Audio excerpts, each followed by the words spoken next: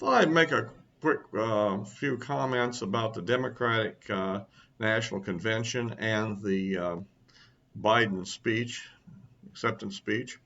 Um, we have a rather contradictory convention here, where we have the attempt on the one hand to bring in John Kasich, former governor of Ohio, um, to suggest that Joe Biden is a very moderate figure, that after years of conservatism, he can now support wholly. And on the other hand, followed up by Bernie Sanders saying, "Don't listen to what Kasich said. Us far left progressives have control of the party now," and I think that's quite clear. Anybody that's objective about it has to realize that Biden is not a moderate figure. That if you like the current trends in the Democrat Party, the AOC type trends and so forth, and the Bernie Sanders trends, you may not like the Joe Biden proposed administration, but you'll be relatively happy with it. I mean, people at the end of the political spectrum are never totally happy with the real political outcome. But I think there's a lot to be concerned about to anybody who's not on the far left.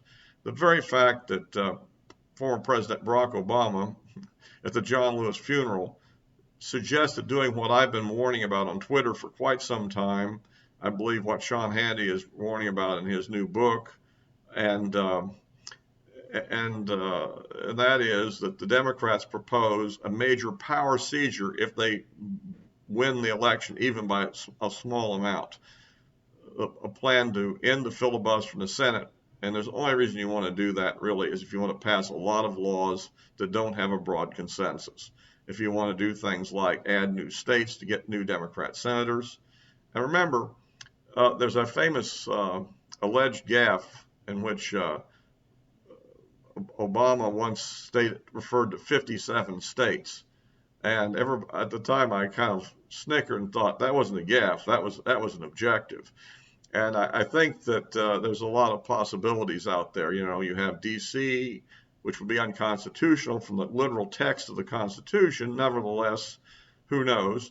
Puerto Rico is obviously one of the most frequently suggested. What about American Samoa, Guam, Virgin Islands, you name it. So there's a lot of possibilities to create states, and I don't know about the demographics and political orientation of each of these U.S. territories, but I'm sure that most of them lean left. I know that certainly the first two I mentioned, I'm sure will. And so the result is that it is a very opportune thing for the Democrats to do this. Furthermore, if they have any constitutional problems with some of the laws they want to pass, well, you can always add more judges to the Supreme Court.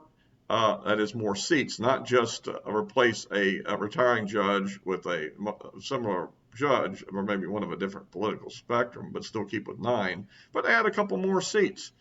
And then put people of your political suasion on. Of course, now you have a 6-5 ruling on things.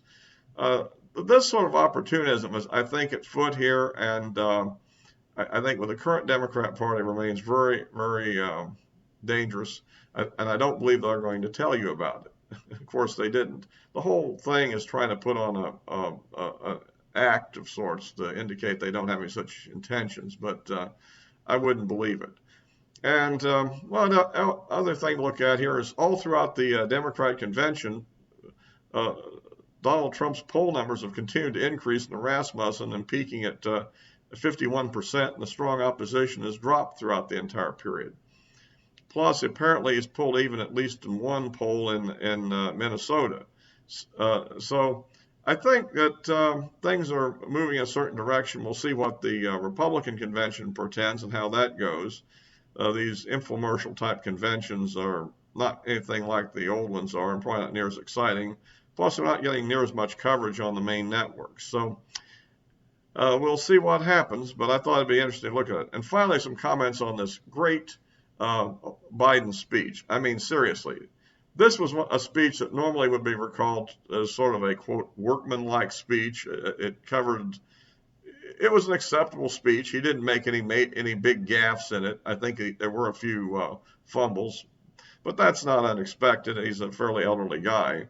But he didn't completely break down during the speech, so now they're declaring it the greatest thing in the world. Although, from a Democrat perspective, it was hardly Barack Obama in 2008, right? Or John Kennedy or whatever. This was a pretty lame speech, really, rather short and probably well practiced. So I wouldn't take it too seriously. The real issue is how he could stand up in 3 debates. I think that's where you may see some vulnerabilities show up. Well, that's it for now. Just want to kind of keep everybody informed of what I'm thinking. Until next time, like and subscribe, and that's it for now.